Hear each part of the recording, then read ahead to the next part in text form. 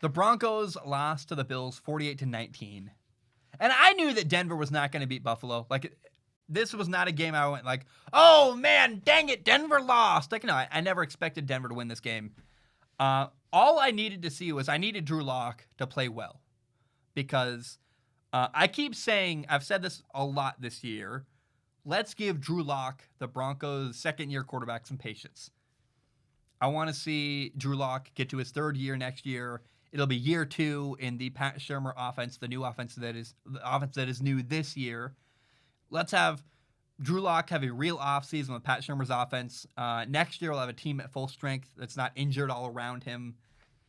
And next year could be big for the Denver Broncos. So I want to give Drew Lock patience, but in order to feel good about giving him patience, I need to see some progress from Drew Lock as the year comes to a close. And I think he is making progress. I think he is getting better. I also got to say, it would be kind of messed up, frankly, if Denver, last year in Drew Lock's rookie year, his offensive coordinator was Rich Scangarello. And Rich Scangarello and Drew Lock worked pretty well together. I thought things went pretty well for Rich Scangarello and Drew Lock. Drew Lock had a good start and a couple of good games. And then in year 2, they fire Rich Scangarello. They hire a new offensive coordinator, Pat Shurmur. So they're making Drew Lock learn a new offense with no offseason. Plus, then you look at Denver had a bunch of injuries all around him. And if you punish Drew Lock for no offseason, injuries all around him, learning a new system, I think it's kind of weird and kind of wrong. I mean, I have patience for Drew Lock. And I actually have patience for Drew Lock where I don't for Daniel Jones, the quarterback of the Giants. They're very similar situations where Drew Lock and Daniel Jones, they're in their second year, new offensive coordinator, new offense to learn, no offense, injuries around him. But the reason why I have patience for Drew Lock when I don't for Daniel Jones is because Drew Lock is simply more talented. Like there's a higher ceiling there, and I see more high-level throws that make me go, oh, wow, it's a big play. And the times when I go, it's a big play from Daniel Jones is when he runs the football. So I don't see enough from his arm to encourage me. And Drew Lock, man, he's making a lot of good plays.